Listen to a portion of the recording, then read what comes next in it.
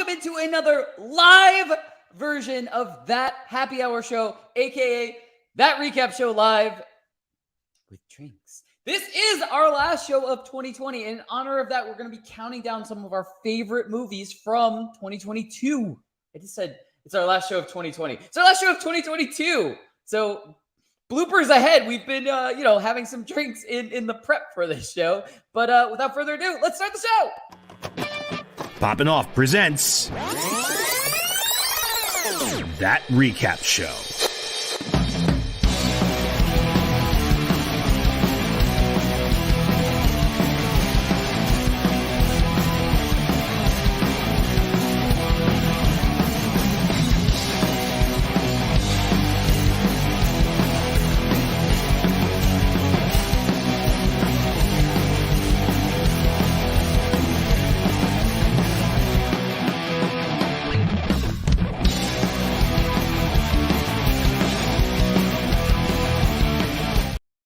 All right, joining with me to count down our favorite movies of 2022 before we get to the new year, it's Jon Jon Rico.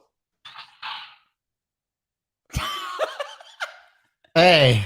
I feel like that was like one of those sitcom entrances where like they're doing the title sequence and like the Full House thing, Yeah. Everybody's like looking down and all of a sudden they look up and they go, like type of thing. Yeah, exactly. You nailed it. Nailed it. So, as you awkwardly fumble with your lightsaber, how's it going? All, dude. It was professional and smooth and graceful.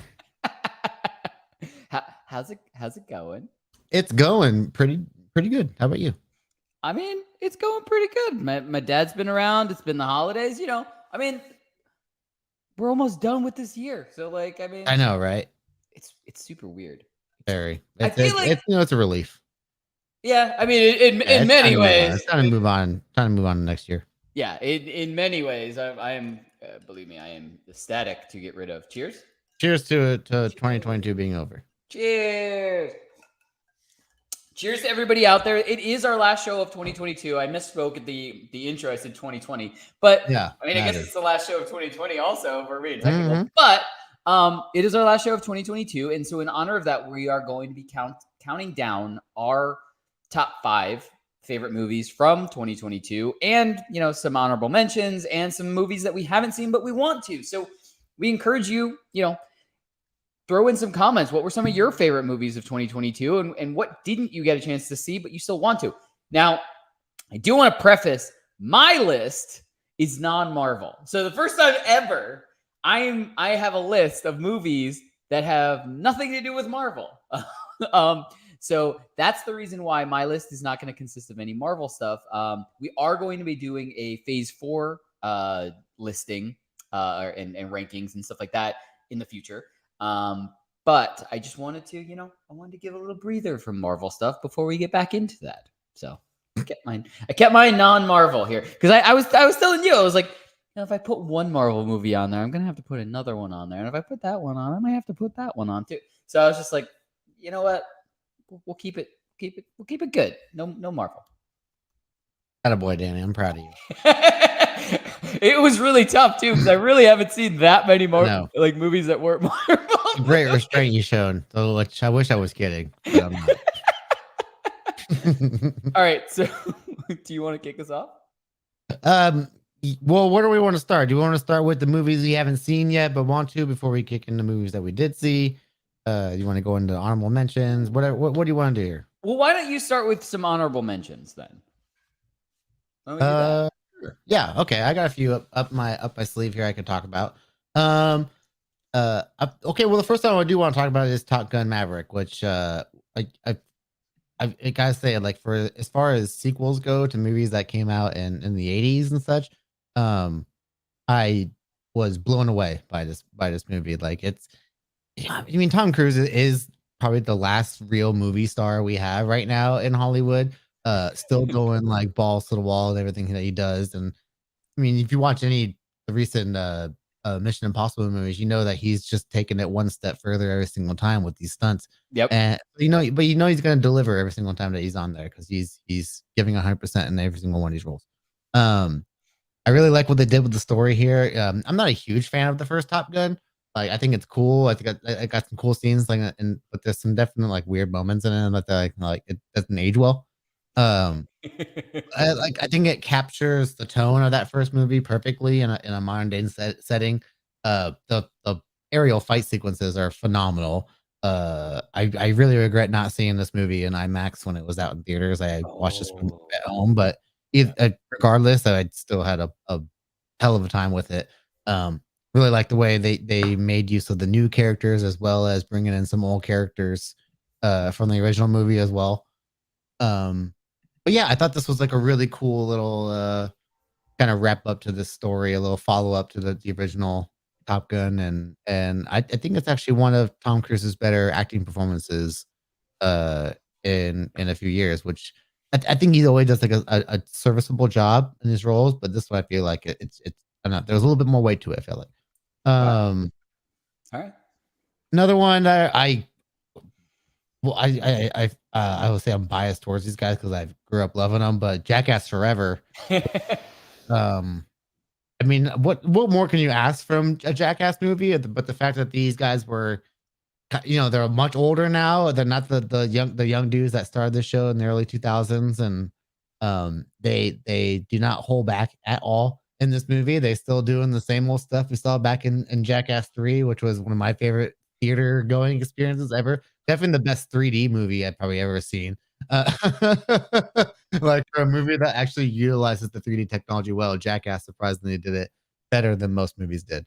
Um, there's this weird like you're watching these funny, gross out stunts, these painful stunts, but there's also this layer of like these are all friends that care about each other. So you're just watching buddies hanging out, having a good time, and we can all relate to that, or in some form or another, whether it's something that we aspire to have or something that we do have, and it's something that reminds of times that we did have when we were younger, maybe. These movies are really well done in that regard, and I feel like those are really solid little honorable mentions for me. Very cool.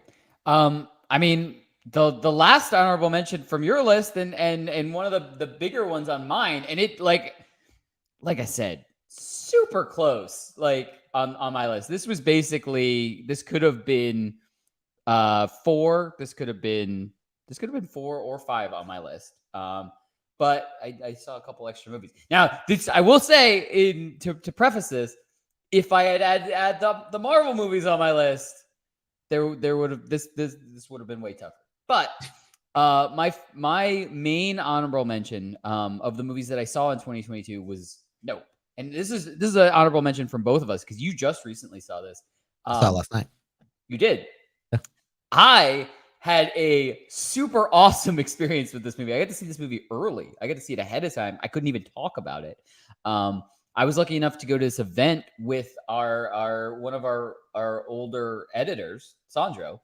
We went to an event in New York City together, where it was like sponsored an early screening of it, and then there was like an after party and all this really cool experience. And we were some of the first people that got to see it, and everybody got to it was really cool because we couldn't talk about it, but we got let out into an after party where everybody had just watched it. So you're there with all of these strangers where everyone's just talking about it because we're the only people that can talk about it before it comes out. So it was like this weird experience of we had this one shared experience with all of these people that we didn't know. So we were just randomly talking to just people throughout the rest of the night about the movie and what we were thinking about and stuff like that. But I mean, I loved it. I thought it was really cool. Every actor that's in it gives an amazing performance. And yeah, I mean, if you haven't seen it yet, I kind of got billed as more of like a horror, I feel like, movie, but it's more of like this sci-fi suspense, I think. And if you think of it more like that, then it kind of isn't like I don't know. I think that's the right frame of reference and right mentality, I guess, to go into it. It's more of a slow burn suspense sci-fi thing than it is like any kind of horror type of movie. But what did you think of it now that you saw it last night? Yeah, I love the movie. I saw some definite horror elements in there during some of those scenes for sure. I can see where people get that vibe from. It's definitely not Us, his second movie, which Right. is definitely more horror Right. based. But yeah, Kiki Palmer is excellent in this movie. I would say she's probably the standout role in this for me. Stephen Yeun is Jupe is really funny as well. There's some really amazing visual shots in this movie. Jordan Peele has just become he's become a must-watch director in my opinion. Like anything that comes out from him, it's like, okay, the new Jordan Peele movie is out. Let's go check it out. But this movie to me kind of reminded me like almost like a better version of Signs a little bit. If you remember Signs back in the day. But that's kind of like the vibe that I got from this movie as I was watching. I'm like, this is like if Signs was just like much better, in my opinion, and there wasn't like a weird twist with them like being afraid of water and all that. But the twist in this movie, I think, is really cool. Yeah. When it comes to the whole, the thing that they're dealing with. I don't want to give out too much away if no one's seen the movie. I mean, I feel like if we're turning the page on 2020, you just spoil it at this point. Well, if I'm not gonna spoil other movies later because you haven't seen them, I'm not gonna spoil it for me too. Yeah, no. I understand. But the whole thing with fine. Spoiler if you never saw Nope. Yeah, it's available to watch on Peacock right now if you have Peacock. But yeah, but the whole thing with like when you're watching this ship that you think is a spaceship and then it's revealed to actually be the alien organism itself. Watching that whole thing unfold and the way it kind of develops from there is it's actually really beautiful. Because of the way Jordan Peele shoots it, it's almost kind of like you feel like it has like a Spielberg feel to it in a way, and so the way some of his movies did back in the day. And yeah, I really enjoyed this. It was just outside the top 5 for me. It was actually my number 6. Yeah, if I'm not, or maybe my number 6 or number 8 or something. It was like 6 through 8. It was in one of those range. To be fair, it's definitely in both of our top 10s. Like we kept our list short. Like we just did 5, but like for both of us, it would have been in a top 10 list. Oh, absolutely. It's a top 10 movie for sure. Yeah. But yeah, no, I loved it. Yeah, I thought it was great. If you haven't seen it yet, I mean, Rico didn't really like. That's not a big spoiler of the movie. I mean, yeah, it was like, oh shit, that thing's alive. But it really doesn't give away the story. Like you're not ruining the movie experience of it. Like from the start of the movie, you do not understand what's going to happen by the end just by knowing that the ship is alive.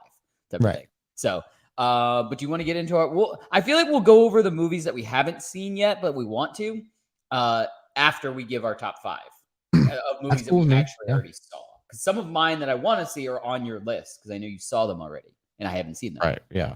But yeah, so you're saying, do you want me to spoil these movies for you, or look? I just said that it was fair for you to spoil Nope for the people that are watching. I think it's only fair that I hold myself to the same. So, okay, I'll hold back on certain things just because. Yeah, I mean, don't give me obviously don't give me whatever the murder of one of the movies that's in here, but yeah, no. Don't tell me that, but like. I mean, a little spoiler here and there, like I totally understand. Like I said, yeah, for sure. I know how to play it. I'll play it cool. All right. Why do you kick this off with your number 5? Oh boy. Okay, so my number 5 movie. It is again. We're talking about like directors or things that we grew up with, like the Jackass guy. But there's another director I grew up watching, and that's Kevin Smith. And my number 5 movie is Clerks 3. Holy crap, I was not expecting this to be the gut punch that it was by the end of the third act of this movie. As you're watching this movie unfold, it's pretty straightforward, like the way Kevin Smith does his movies. So, there's good jokes, good humor, especially in the Clerks movies. It's very self-referential, especially with the plot in this case being them making the first Clerks movie in the movie, which is really cool. Super meta. Yeah, of course, which is what Kevin does best. And you can just definitely feel that the love and the passion that Kevin puts into this movie, of course, with the heart attack that he suffered a few years back and making that an integral part of this story. You're literally watching Kevin's life unfold on film and throughout these movies, which is a really cool way to make these movies kind of timeless.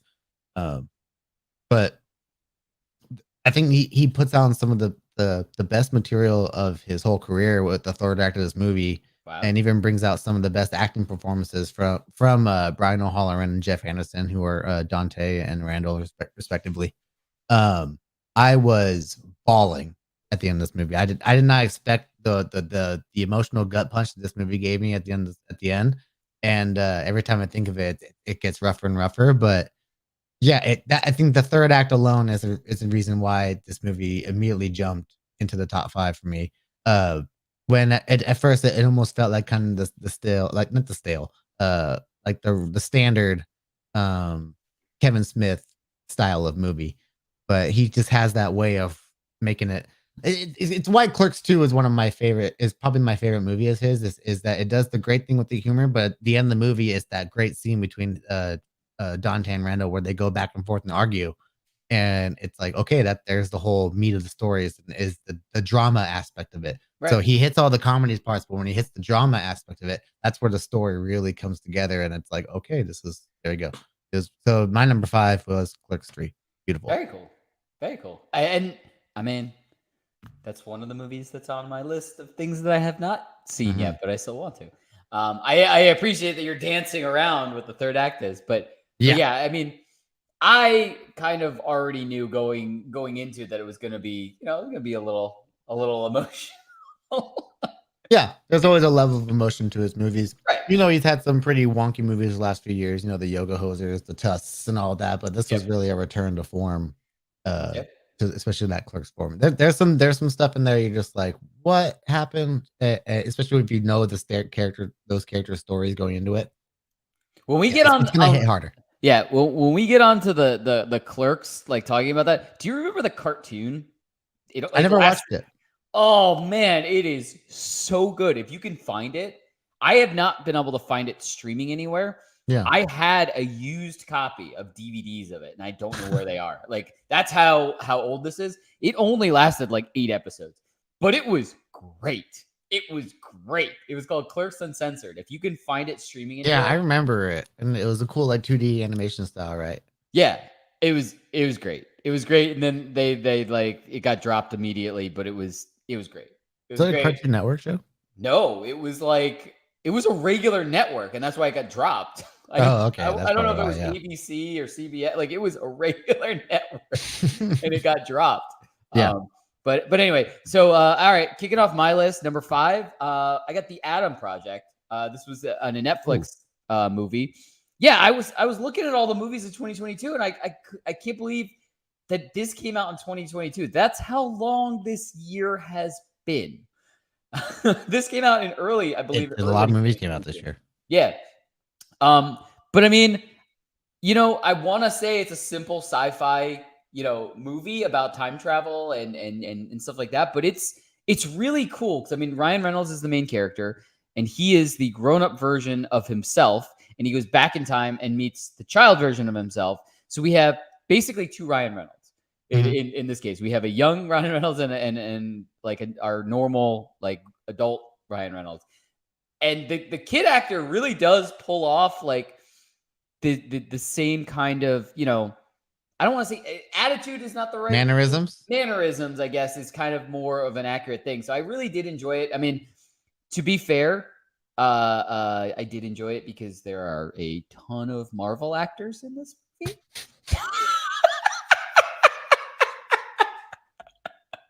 But go on.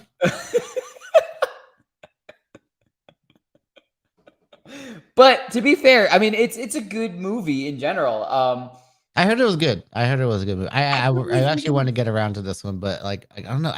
Netflix movies for me are always tough to get around to, like right away for some reason. Even though they're right there at my, I think it's because they're right there at my disposal. I take too long to get to them, except for one of the movies I'm going to talk about later. But yeah, but it's I don't know. I always kind of like have a little bit of like hesitancy when it comes to those movies for some reason.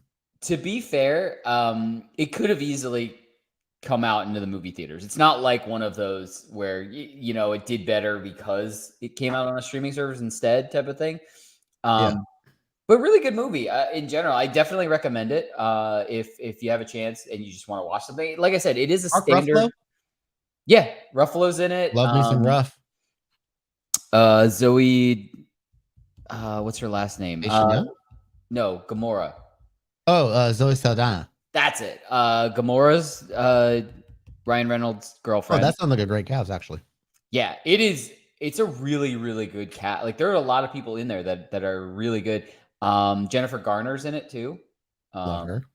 Yeah, it's I watched good... 13 Going on 30 not too long ago, and oh my god, is she bubbly in that movie? I enjoyed her a lot. It's a good. That's a good movie. Yeah, Netflix can be hit or miss. See, exactly. Yeah, remember that Will Smith fairy movie? Oh my god, what was it called? Blight. I think it was called Blight. Yeah, I watched some of that. I don't think I remember watching all of that. The cop movie, yeah, where he's like, yeah. I didn't watch that at all. Yeah, but anyway, yeah, I 100% recommend it, especially because it's on Netflix. It's not like you have to pay money for it. If you have Netflix, it's definitely worth a watch. I mean, it is, like I said, it deals with time travel. It's a sci-fi movie. It's, stuff like that. They got to change something in the past. Like, you know what I mean? It's stuff like that. But because of the cast, I think it elevates it more than just it is a very standard plot, but it elevates it a little bit more because, you have the jokiness of Ryan Reynolds. You have, him interacting. Yeah. You have him interacting with a younger version of him too. It's definitely worth watching. I liked it. I might have to go watch it again now that I'm talking about it. For sure. But anyway, Rico, what's your number 4? Okay. Well, since Danny's bias won't allow him to include any Marvel movies because we all know what his 1, 2, and 3 would be. Exactly. That's what I was telling you. This would probably be my 1. I know, but it's just funny. I roast you for it, but it's funny. My number 4 is Wakanda Forever. Yeah. The very touching tribute to the late great Chadwick Boseman. Once again, directed by another, in my opinion, must-see director in Ryan Coogler. Everything he does, in my opinion, is just gold. But man, you had an uphill battle with this movie when it was coming out with the passing of Chadwick, and you had a lot to live up to, and I think they nailed it. Personally, you had the amazing introduction of Namor, which is, I love the way they say his name to me, Namor. And I really love the way he's integrated into the MCU, and we now finally have mutants technically along with him and Miss Marvel. We got our first mutants going on right here in phase 4, which is really cool. But everything, the whole dynamic between him and Shuri, this movie was really great. And again, shout out to Letitia Wright as Shuri. She really nailed it in this kind of like step up that she had to take in the loss of Chadwick, of course. She is not a character that we all expected to be a leading lady, and she had to kind of fill those shoes. And I think it's also more of an ensemble piece at the end of the time. Like, this movie is not just carried by her. Angela Bassett fucking kills it in this movie, and I will be like I will be very upset if she doesn't at least get like a Golden Globe or Oscar nominations for this movie, because she had some of the most powerful scenes in every Marvel movie, really. But yeah, I think they especially when you hear about the story they had in line before this, where this was going to be about T'Challa and his son going into that. So I think the way they integrated that into the story at the very end with one of the amazing reveals. We told you, spoiler alert, so suck it. But again, using that as a post-credit scene. One like you could have ended the movie on that, which would have been really cool, but to use that as a post-credit scene because people are going to stay for the post-credit scene. It's a good way to forward the MCU years for years to come. Suck it, DB. You came here and we already told you.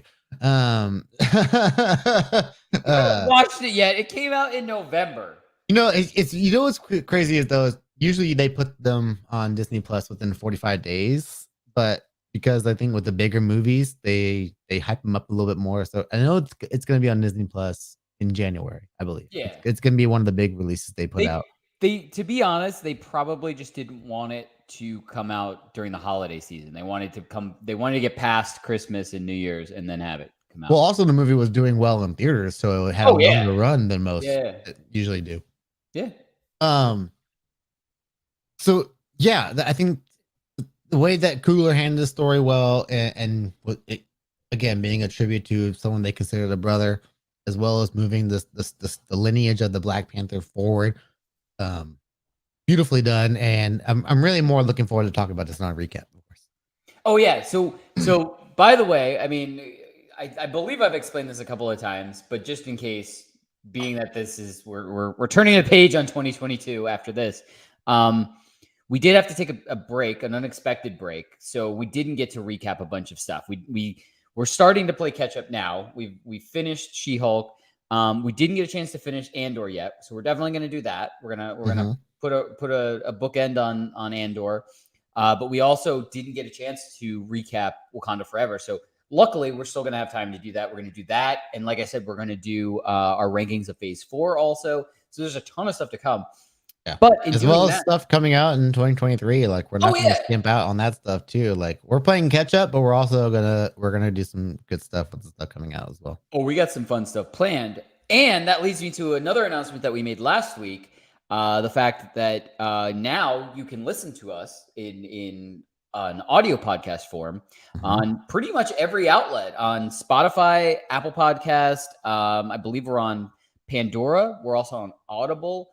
And I'm going to put it in the chat right now. There might be another one in there, but just search That Recap Show, and you'll see, our normal That Recap Show logo and stuff like that. But right now, I believe we have like 37 or 38 episodes up. It's some of our older stuff, but I tried to keep all of the series, kind of together. So like you'll see all the She-Hulk ones recaps are there. All of the, Andor stuff is together. All that stuff is together. So yeah, I mean, check us out there.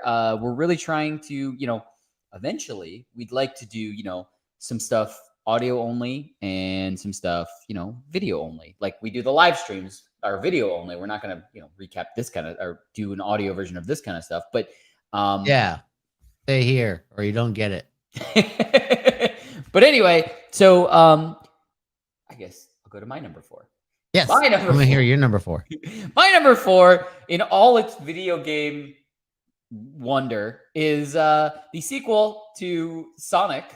We got Sonic the Hedgehog 2, which it's just AKA Sonic and Knuckles. I loved this. Like this was a fun movie. Yeah, for sure. It was a fun one. It was a great sequel. I mean, you're always worried when you get an original movie or original content, I guess, for a movie, and then they're going to make a sequel. You're always worried that maybe the sequel is not going to be great.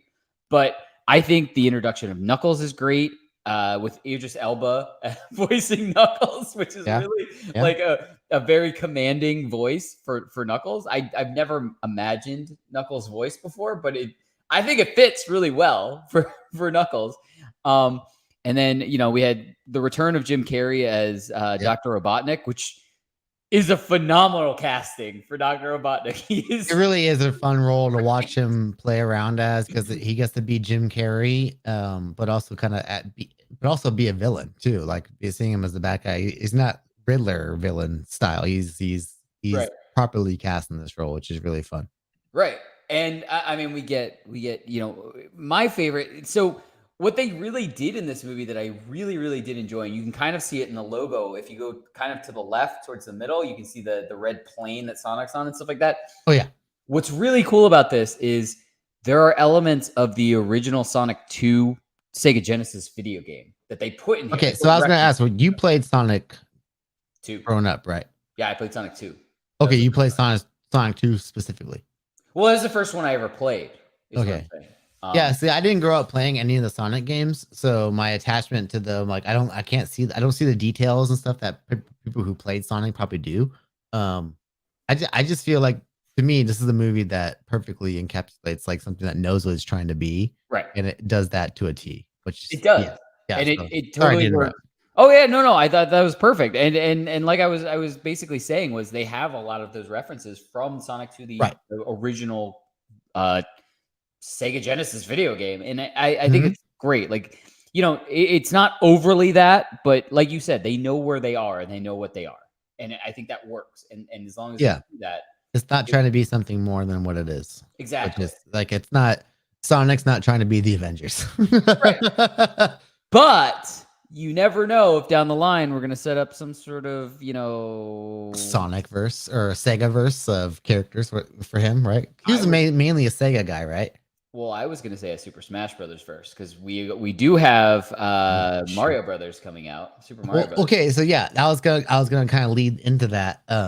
That's why I'm excited for the Mario movie because everything I'm seeing from that seems like it's taking aspects from the game and using it in the right way, not in the most. Yeah, I want Mega Man. Ooh, Mega Man would be really fun too. Oh, yeah. I think also like with the way CG animation, is going. Like, I think I almost want to say Wreck-It Ralph was kind of like the catalyst for saying I like love video game characters can work in an animation setting like this. And then Detective Pikachu was another, because that was like when they first really started to like nail the fact that games could, if you just stick to the environment that the games are living in, you can make a good movie out of that. Yeah. And to be fair, if we get so we've had Detective Pikachu, which Pikachu's in Smash Brothers. We've had Sonic, so now we have Sonic. We also have Knuckles and stuff like that. We're gonna get Super Mario Brothers, which is gonna give us Mario, Luigi, Peach, Donkey Kong, Diddy Kong, Toad, Yoshi, who's also Bowser. It's the whole Mario clan's in here. If we can get a Zelda, Legend of Zelda, Link-ish type of thing in that kind of that'd be pretty awesome. Yeah. If we can get that, then boom, it's there. The Super Smash Brothers universe is there then. I'll bet you that's what Nintendo wants to do. Like they're throwing out these characters right now. They did Pikachu, and then they did Mario, like you said, and I think Zelda is the next one they're gonna test the waters with and do like a. I want to see them do animated series with the same kind of animation style. Wasn't there that rumor that we were going to get a Zelda series on Netflix? I feel like I remember hearing that, but I hope so. I really hope so. I thought that was a thing, and I've just never heard anything about it ever again. But I thought that right now we're in the age of video games getting adaptations right now because we got Last of Us coming out. Yeah, we know a God of War series is going to happen by Amazon. Arcane came out last year, which was phenomenal.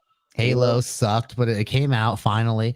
Man, all I'll say about Halo, like, do not let me talk more than like one sentence. Remember when we were watching it? I was like the one trying to convince you it was good, and then like in hindsight, I didn't even finish watching it. Here's the thing: I understand this, and I understand it's a really big undertaking, but if anyone out there has Game Pass, download the Master Chief Chronicles. Because Halo 1 through Halo 3, that story arc right there is perfect. Halo 2 is... Yeah. But I'm saying you start the story with Halo 1 and you bring it to Halo 3's conclusion, and that's it. That is the perfect movie/series. That's it. That's perfect. And why no one's ever done that, I don't understand. And I understand it all comes down to like licensing and funding and convincing major movie box offices and stuff like that it's worth paying millions of dollars to create. But at the same time, the story is there. Yeah, absolutely. I don't know why no one's figured that out. Yeah. We should definitely do an episode on video game movies and do a little bit more deep dive discussion on this. Maybe that'll be our first audio only. Maybe. Oh. Anyway, get to number 3. All right, my number 3 movie is a movie that I literally just watched a few hours ago, and again, we're talking about my bias towards directors. Really, I have a thing for directors, and when I love their movies, I love their style of movie. Rian Johnson is one of those directors for me, and Glass Onion. Holy crap! I love this movie from beginning to end. If you ever saw Knives Out and the formula that movie kind of undertook, it's exactly that same thing. And it's the return of Benoit Blanc doing his thing, solving mysteries with his foghorn leghorn accent, which I love so much, which I completely forgot he had when I started watching the movie. I always assumed that he's British because it's Daniel Craig. Yeah. And then he starts talking and I'm like, oh yeah, he does this. And first of all, can we just talk about this cast of actors right here? We have Kate Hudson, who she kills it in her role, of course. Catherine Hahn, who is amazing in everything she does. Edward Norton, who, in my opinion, is one of the greatest actors working today. We have Jessica Henwick, who we know of as Colleen Wing in Iron Fist, and she's one of the Sand Sisters in Game of Thrones. Leslie Odom Jr., who is in Hamilton, of course, is Aaron Burr, up in the top right there. He's really great. And then, of course, Dave Bautista, who, if we're talking about wrestlers turned into actors here, I have to put him at number one. I think he's got the most diverse filmography of any of them, for sure. Like he's been in low budget movies, been high budget movies, and he's never taken a role that's just kind of like, oh, I'm a big guy doing this thing. Like, right. He puts 100% in everything he does, and I think he's 100% the best actor out of the wrestlers. Like, I think John Cena is second, and I would put The Rock third of the three main ones. I agree with that ranking for sure. Yeah, oh yeah. If you watch season one of Peacemaker, you immediately put John Cena ahead of The Rock right there. But holy crap, like this movie is a beautifully crafted murder mystery from beginning to end. Janelle Monáe fucking kills it in this. I think she's a really, really amazing actress. And I don't really remember seeing her in much before this, but I'm gonna definitely make sure to see stuff that she's in now. And again, Rian Johnson's ability to write and direct and shoot these wonderfully, like, oh my god, I can't, like, he's nailed the murder mystery part. The modern day murder mystery formula is all Rian Johnson. I don't want to see anyone else try and copy what he's doing. I just want Benoit Blanc mysteries, like, until he doesn't want to do them anymore. I'm also one of the few guys that defends Last Jedi, one of my favorite Star Wars movies, because of Rian Johnson's direction. I can see his style all over that movie, and I think he takes chances that no other Star Wars director would have taken. But yeah, oh my god, yeah, the all-star cast, all-star writing, all-star directing, all-star movie. Love this movie. Very cool. Yeah, and like I was saying, this is on my list of movies that I had not had a chance to see yet. Yeah, on Netflix. Yeah, it's available on Netflix. They did do that weird thing where they had it in movie theaters for a week. Yeah, literally a week, and then they released it on Netflix. I think it's so that they can get Academy Award nominations, because usually you have to put those in theaters. Yeah. I see. And this movie is definitely worthy of those accolades for sure. Very cool. Yeah, 94% on Rotten Tomatoes, 93% audience rating too. So it's like the fact that those are still like nicely lined up. Yeah, it's one of the most loved movies of the year for sure. Oh yeah, I could talk about this movie all day, but I want you to see it. I appreciate it. Well, you know what? We'll do a recap of it. That'd be fun. We do a little recap of it. All right. My number 3. I mean, we can see a trend in some of the movies that I have, but my number 3 is Chip 'n Dale Rescue Rangers. Yeah. Look, I love this movie. I love this movie too. This was our Who Framed. I'm just gonna say, Danny, you need to see more movies. Yeah. I think that's what it is. I think that's more the thing is that you need to see more movies. I need people to go to the movies with. Like, no, it's pish posh, dude. Go to a movie solo, you'll love it. I can't do that. I can't bring myself to do that. There's no one that goes like that's sitting next to you going like, what's this person saying? What's this actor from? I feel like I've seen him before. I don't like, there's none of that stuff. I won't talk if the person next to me doesn't talk. But if somebody does that, I don't have a problem in doing that. Like I know. Like, but yeah, I just don't know. I just feel weird. It just you just gotta get warmed into it, dude. It's fun. I actually really I used to be someone who was actually kind of against the solo movie going experience, and then I did it. And I was like, when I can just sit in those nice seats and eat my popcorn and just watch the movie, it's like, oh my god, it's like I'm in my own house, but and with a way better screen and sound system. That's what I like about it. But anyway, back to this. This I feel like is our version of Who Framed Roger Rabbit. Because 100%. I feel like we were a little bit too young when that movie came out. Like, obviously, I saw it when I was a little kid, but it was already out. It had already been out for many years before I actually saw it. This is that for us. Yeah. There's so many different cartoons in this, like that are older cartoons and that just references to those cartoons. And I don't know. I mean, I remember when we watched. I think we watched it like the exact same day type of thing. I asked you about it because I Yeah, watched it and I go, "Did you watch it?" You can go, "Not yet." And then you would when we watched it, I and was then we like finally in the talked about middle it. of watching it Yeah, when you texted me. I think yeah, is yeah, it yeah, was yeah. fun. But I just think it's funny and it works. And I just kept thinking like this is kind of our version of Who Framed Roger Rabbit. Like that's how I felt basically watching it the whole time. And I just love that one of them went through the CGI transformation and the other one stayed true in cartoon form. Yeah. So it's I know John Mulaney is one, but I can't. Andy Is it Samberg. Andy Samberg? That's right. Yeah, Yeah. I did. It just popped in my head as soon as I said it. Yeah, Andy Samberg. Yeah. Yeah. I love the idea of cartoons being doing con appearances as Yeah. well, and how a lot of it takes place at a con. They had the other version of Sonic too.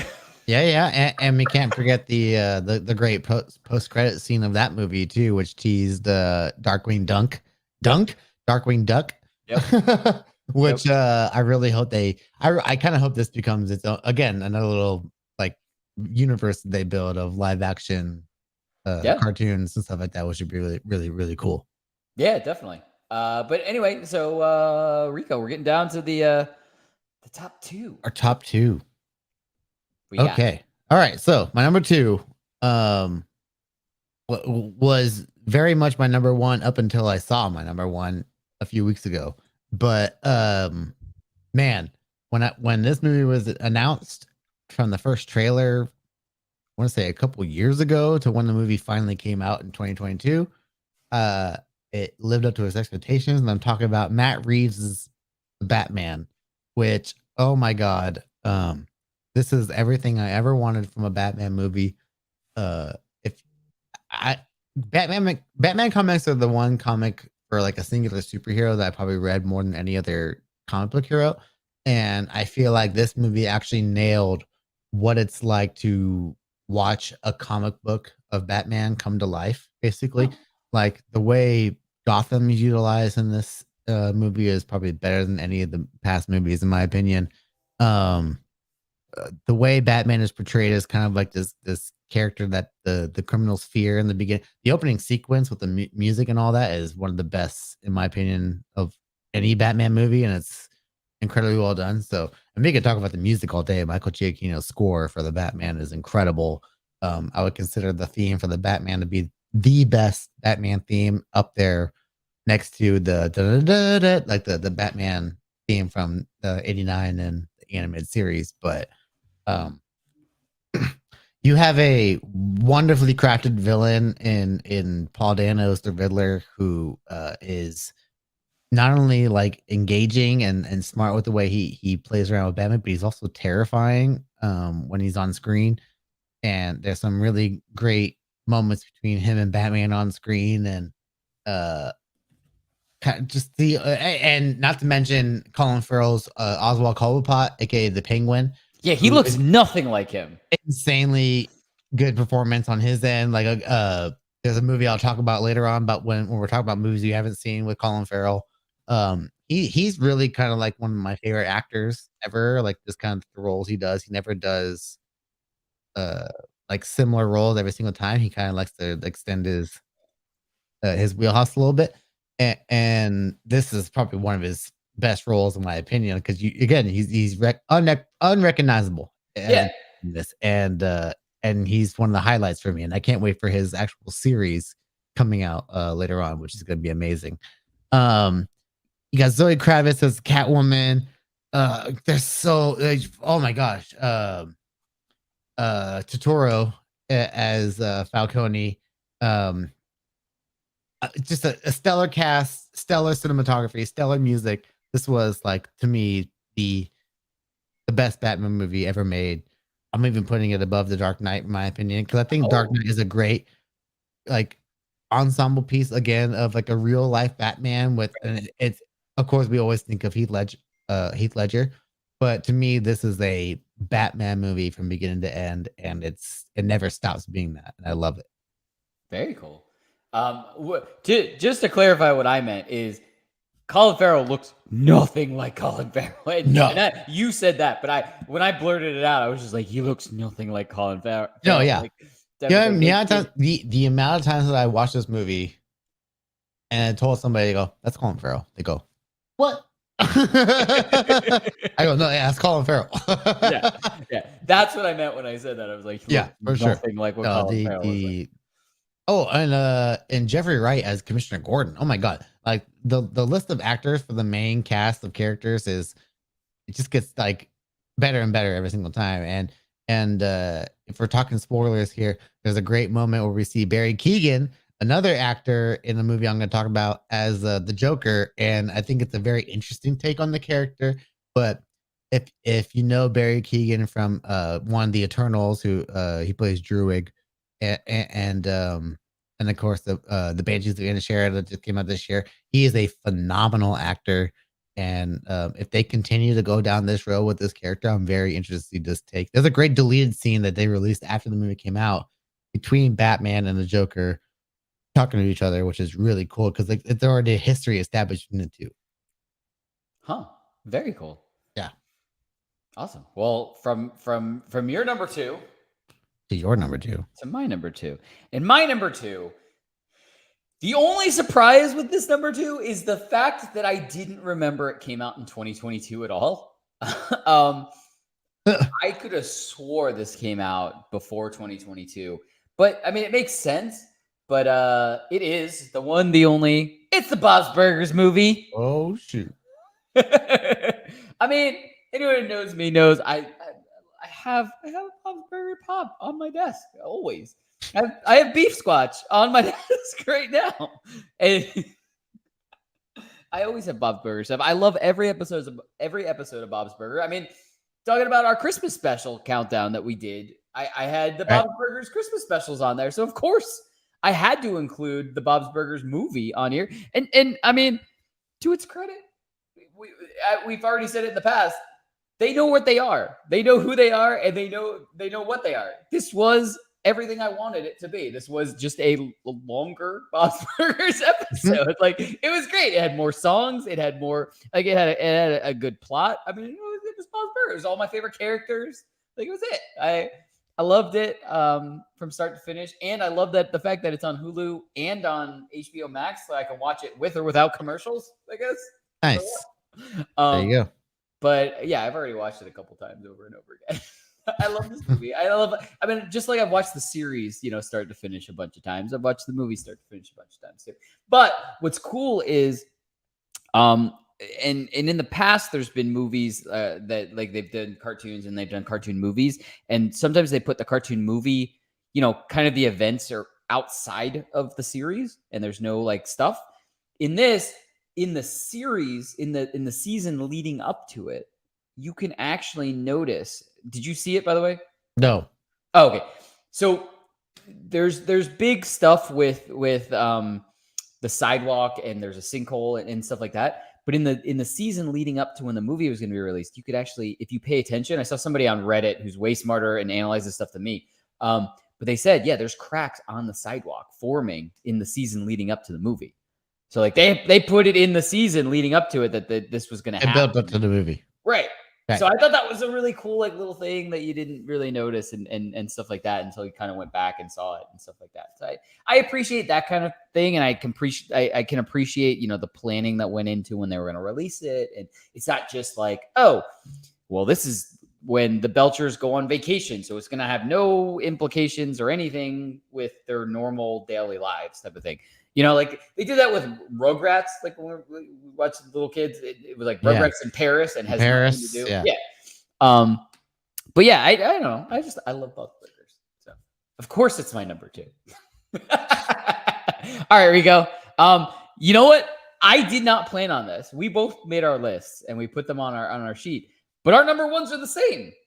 I feel like everyone's number 1 is the same this year because every time I hear about this movie talked about, everyone knows that this is by far probably the best movie that came out this year. I mean, what's crazy is it dealt with the same-ish stuff that a Marvel movie has. It dealt with the same-ish stuff that another movie on my list, The Atom Project, dealt with. Like, it dealt with a bunch of, time, wibbly wobbly. There's a lot of familiar themes and interesting stuff explored, but in a more, I would say, higher concept sort of way, because Yeah. Do you want me to say it? Do you want? Absolutely. You start. Okay. I'll So I will say this instead of saying my number one movie. Our number one movie is Everything Everywhere All at Once. Yeah.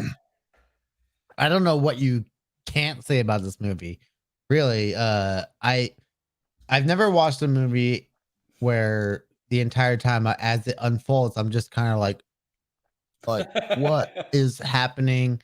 While at the same time, like wanting to cry, wanting to laugh my ass off, being and completely enthralled in the action sequences.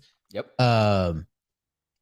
Boy, like I there's very few movies in my opinion that I would call perfect, and I feel like this is a perfect movie in my opinion. I mean, it's just like you said, everything is happening at the Yeah, same time. and there's stuff in here that you would like from a movie like this that everyone is lauding so much. There are some stuff in here that is like, what the absolute fuck am I watching? Like, there's fight scenes involving butt plugs.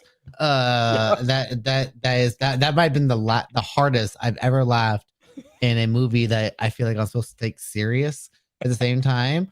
And then you have all this like first of all, big shout outs to Michelle Yeoh for her performance in this movie. She killed it from beginning to end. We have amazing supporting characters from people from Tae Hoon Kwang, who of course plays Short Round in Indiana Jones. Yep. Jamie Lee Curtis, who was phenomenal in her role as well. Yeah, oh my god, like so many things come in my head when I think about this movie, and that makes it hard to talk about because this movie overwhelms you at certain points with so many different things.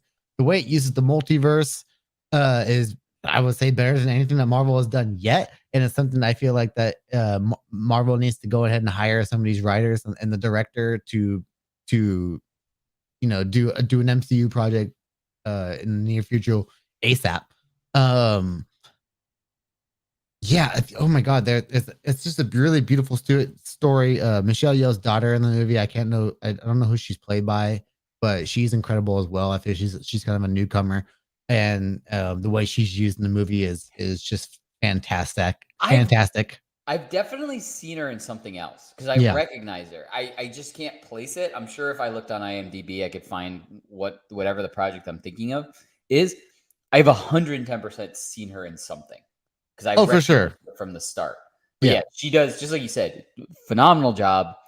Everybody involved is great. And yeah, I mean, that was what I was alluding to when we were kind of ramping up to say that this was our number one pick is, the same year we had Multiverse of Madness, which dealt with the multiverse, and we had this movie. And this movie knocked it out of the park for multiverse, like dealing with multiverse. Not only like just giving us glimpses into other versions of the multiverse, but just kind of making it like the way that they kind of unfolded it on screen. Absolutely. Type of thing was so much like so different than what Marvel very layered. Yeah.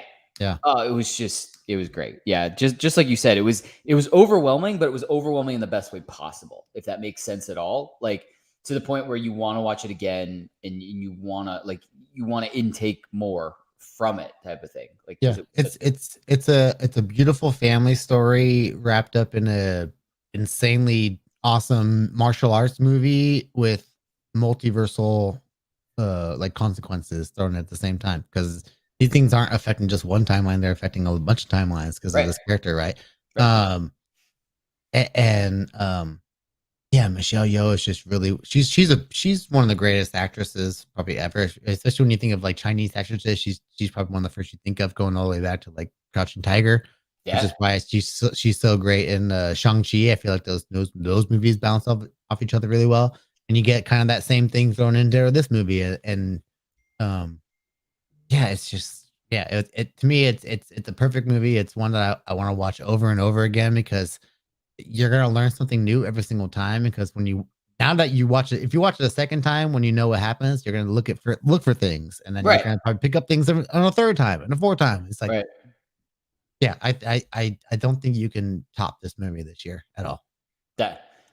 So I mean, it makes sense that this is both of our top one. So do you want to get into some movies that we haven't seen yet? In looking at so for me at least, I went to IMDb and I was just like, all movies 2022 release date type of thing, and there's like infinite pages. Oh yeah, you know what you need, Danny? You need to get a letterbox account. You were talking about this, so maybe It's we the can. stuff that I'm doing my lists Right. on. Yeah, you need to get a letterbox account, and you can filter out movies for the year. And trust me, you'll have a little bit more fun looking for movies that way too. And you can track stuff that you watch and make your own list as well. I've been making lists like crazy for I do have directors. an idea. Yeah. I do have an idea. Talking about that, I had an idea, and I know I'm springing this on you live, and it's not like I'm going to look for an answer live, but I had an idea of a new series that we could do. Oh shit! Because we were talking about retro recaps, and I think that's a great idea too. I think that's something that we need to do moving forward, where we can take an older movie that it came out long before the pod, like we were doing the podcast. Yeah, just talk about it. We'll call it retro recap. Here's what I was thinking, though. Mm-hmm. I want to call it something like bottom of the barrel. And that's where we take it where it's 1 star or less. And we watch a movie that's rated 1 star or less. And we do a recap on it. Yeah, you want to watch the bad movies, don't you? And we call it bottom of the barrel. we call it bottom of the barrel. That sounds like torture. I think it would be great. Like maybe we'll look and we'll do like a list of 5, and then we'll put it up and we'll let people vote on which one we're gonna watch, type of thing. So we'll get everyone out there interacting with us, and we'll put up like a poll, and we'll choose 5 that are bottom of the barrel, and then whatever the most people vote on, we'll watch that and recap it. We'll do and we'll call it bottom of the barrel recap. Yeah, I like it. We'll talk about it. I think now that I've said it live, I think we absolutely need to do it. Mm-hmm. Yeah, we'll talk about it. But so in looking at all of these movies, looking through all of the releases in 2020, there's a lot of movies that, we just didn't have a chance to watch. I mean, me more than you. I will 100% agree with you. I watch more series than I do movies. It was a good year for series. Right. Sure. Yeah, I watched a lot of series this year as well. But Rico, do you want to list some of the movies that you didn't get a chance to see yet, but you really you want to after like checking some stuff out? Yeah, I told you to go first, but I'll go first. Yeah. So, there's a few movies on here that I didn't get to this year, but I really wanted to get to. I didn't get a chance to see Avatar 2 yet. Which just crossed a billion in the box office. So you mean it broke even? So you mean it broke? Yeah, no, not yet. Apparently, it's halfway there. But I've heard some good things about the story, and there's a reason why this movie has made that much money, because there's something that people are attracted to with these movies, and yeah, I you gotta appreciate the technological marvel that is James Cameron movies. The guy's always stepping it up, no matter how pretentious he is. But some of the other ones on my list are Hustle, which is a Netflix movie starring Adam Sandler, kind of as a basketball scout for the 76ers. I really like when Sandler takes these more dramatic roles, especially because he's a big basketball guy. This seems like something that's more of a passion project for him. Produced by him and LeBron James. It's got actual basketball stars in it who apparently are really good actors as well. But it seems like a movie that just kind of fits in that current day Adam Sandler wheelhouse, where he's kind of finding himself as a dramatic actor, and I'm really excited about seeing that. The Unbearable Weight of Massive Talent with Nicolas Cage. When I saw the trailers for this movie, I was like, a movie about Nick Cage playing Nick Cage, meeting a guy who's obsessed with Nick Cage, which sounds right up my alley. And I never got around to seeing it, and I'm a little bit upset with myself. And I almost watched it last night, but it lost out on the vote. And then this morning I had to watch Glass Onion because it was the one that slipped my mind, and Glass Onion is we talked about it. We may both have to watch The Unbearable Weight of Massive Talent. We definitely do. We definitely do. I gotta do that one. The Fablemans, which I believe is a Spielberg movie, if I'm not mistaken. I'll look that up real quick. But it's about making movies. Yes. So as someone who loves movies the way I do, I love movies about making movies. There was a Scorsese movie that came out a while back, and now I'm all of a sudden forgetting the name. But it's also it was about a child kind of setting like who lives in a clock, and but it was also kind of a lot about the love of cinema, essentially. And Yeah, so The Fablemans is kind of like that. Yeah, it's Spielberg's latest movie, and Very cool. it's about kind of like falling in love with movies. And if you love movies, you love movies about loving movies. And I feel like that's what that movie is. And I really want to see that for my own personal reasons, of course, being a movie lover. So yeah, that's kind of one I added last minute that I really want to check out. And then the last one on my list is the Banshees of Inisherin with Colin Farrell, Brendan Gleeson, Barry Keoghan, who I mentioned earlier, as well as Colin Farrell. But this is a very Irish movie from Martin McDonagh, who brought us In Bruges, of course, Okay. and so it's kind of set in the early 1920s, and it's about these two friends who kind of have a falling out with each other. But it's kind of like this really cool dark comedy, um, featuring those two. And I've heard a lot of great things about Barry Keoghan's performance, that he could possibly win not win, but get a supporting actor nomination for his role in this movie.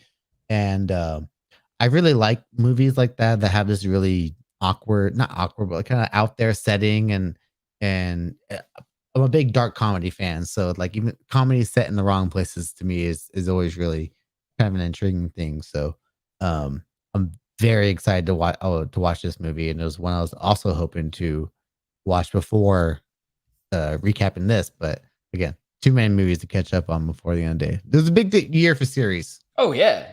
Yeah, And for we'll get to that. We'll get to that one on another episode. All the yeah, we were series talking about watched. that. I almost was like, yeah, let's include series on these lists. You know, could you believe how We'd hard be a here top for 2 more five? hours. No, could you believe how hard a top 5 would have been if we included series Oh yeah, in that ranking? Oof. yeah. Anyway, That's why I have Letterboxd, because I have my list already done. all right. So Doesn't include series. I have 4 here. But just going back to some of the ones that you actually watched, Glass Onion is 100% on my list. I'm going to see Avatar 2 at some point because I remember enjoying Avatar 1. It's Yeah. just not on my priority list to see. I didn't get to right see away. Avatar 1 in the theaters, and I feel like I I didn't missed either. that experience that people were marveling at so much. So I do want to do that for Avatar 2 still, and kind of give it its due justice, for an opinion. I want to, but at the same time, James Cameron is just so damn cocky that I don't know if I want to. God damn, but his track record kind of backs it up, though. I get That's it. kind of the thing with him. Like, I get it. it's kind of like Conor McGregor, dude. Like, I don't like the guy, his attitude, but like, dang it, the guy didn't fight and back it up whenever he talked and called a shot back in the day, right? Like, I get until it. he loses, then I'll like. I get it. I get it. It's just like, I don't want it. Anyway, but yeah, 100%. I'm watching Glass Onion at some point this weekend because I definitely wanted to see it. And Clerks 3, 110%. Yeah, that's going to happen. I just didn't have a chance. I actually, oddly enough, and this will surprise you, have not watched Jackass Forever yet. Wow. I love all the Jackass stuff. So it's definitely on my list. And Unbearable Weight of Mass Talent. I actually, I have it. I own it. I actually had it on my list originally because I thought I was going to have time to watch it before today. Didn't get a chance to. But other than those, which we've already mentioned, when I was on IMDb and looking through stuff, there were some movies. There were 2 that I actually want to watch. And then there are 2 that I'm not so sure. So first one is a holiday inspired. So, I mean, time is ticking on this one, whether I'm going to watch it or not right away. But it's Violent Night. I do want to see this one. I did have a chance because I did do press for this year's Comic-Con. I did have a chance to go to a screening of it, and I missed it. Yeah, there was something that came up, and I've had a really lucky track record. Like, not this just past one, but the one before that, I got the screening for Ghostbusters Afterlife, and the whole cast ended up surprising everybody was there. So I don't know if the same thing happened, but all I know is that, I had the opportunity. I something came up and I missed it. I was at Comic-Con with Corey and other. I mean, there were a bunch of other people that I ended up, seeing at Comic-Con that were going to go see it and stuff. But right, yeah, something came up. I wasn't able to see it. So that's the first one. I've heard it's good from some people that I know that actually saw it. It's more of like an adult Home Alone type of thing, where there's inspired like traps and stuff like that. So looks good. I like David Harbour anyway. Oh yeah, who doesn't? Yeah. So I trust the I movie. wish this Hellboy movie was better, but Yeah. damn it. So there's that one. The next one is, and I'm sure wherever Bona is, he's already watched this, but is the Weird Al I Yankovic. really wanted to see this too. I just don't have Roku. I have it. It's got to be available somewhere else, right? I hope it's available to buy on demand. I can just buy and watch it because I Check do Voodoo. want. Check Voodoo. Yeah, I'll check my Apple TV for sure. Yeah. I've heard that it's hilarious. It's like Radcliffe is really good. Yeah, it's kind of they mock all of the recent, biopics that have come out and made like stuff like that, but not only like to the very definition of it, they mock it type of thing. So not only is the story kind of a fantasy version of it, but also like, choosing Daniel Radcliffe to be, Weird Al and stuff like that. Like everything about it is kind of mocking that genre. And I think that's hilarious. And yeah, everyone. I mean, that's what Weird Al is, right? He's a parody guy. He's parodying the parody of parody. He's parodying biopics. Exactly. Which I love that's a great idea. Exactly. And all the scenes I've seen from it so far have been hilarious, I think. Yeah. So they work. So the next two, like I said, are ones I'm not so sure. But I mean, this next one, you know what? I think it's worth watching. I think it's a B-rated horror movie type of thing. It's Studio 666. It's the Foo Fighters, and they basically go to a haunted mansion to record their newest album. This came out around Halloween, and it was Taylor Hawkins. Yeah, it's one of the last things we'll see him in. So yep, for sure. Yep. But I mean, it's like that not cheesy but classic horror kind of aspects to this movie. Everything that I've seen from it, at least, has been like that. So you know what? I'll probably I want to see it, stuff like that. That seems fun. Yeah. The last one. I'm not seeing this at all. The last one, and I'm going to read the description word for word off of IMDb for the last one. Let me put up the picture. The movie is called Bigfoot: The Monster Within. Oh, what did I say? What is this? And just look at this. Number one, I couldn't tell if this was live action or if it's like this weird kind of CGI mix type of thing. Because the guy on the far ends kind of one looks live action and one looks CGI. I'm very confused at what's going on here. But I'm going to read the description off of, and this, I copied it. I copy pasted it into our Word document. I did not mess this up at all. Bigfoot, Monster Within. A locked gate Bigfoot guards to keep the Garden of Eden on lockdown and to assist the last cherub continue to guard the entrance from any possibility that any member of mankind is left. Word for word, this is on IMDb's website. There. I don't know if they copied it from the back of the box and they were like, well, we're not going to correct this. There are no breaks in this. There are no commas. It is one full sentence like that.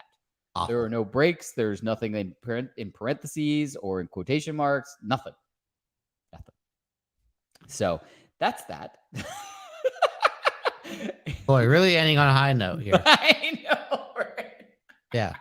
Really love that. So go watch Bigfoot, The Monster Within. Yeah. Do that, please. But did you see League of Super Pets? I did not. How was that? Okay, put that on your list. That's the best. Just put it on your list right now. Do it. Just put it on your list. Right? All right, I'll check. End it better than this. Because that's got what? The Rock and Kevin Hart. Yeah. That's all you really need to know. Hey, I did find something that you don't want me to ever do again. It's not a guest, I promise. I told you I would never do that again.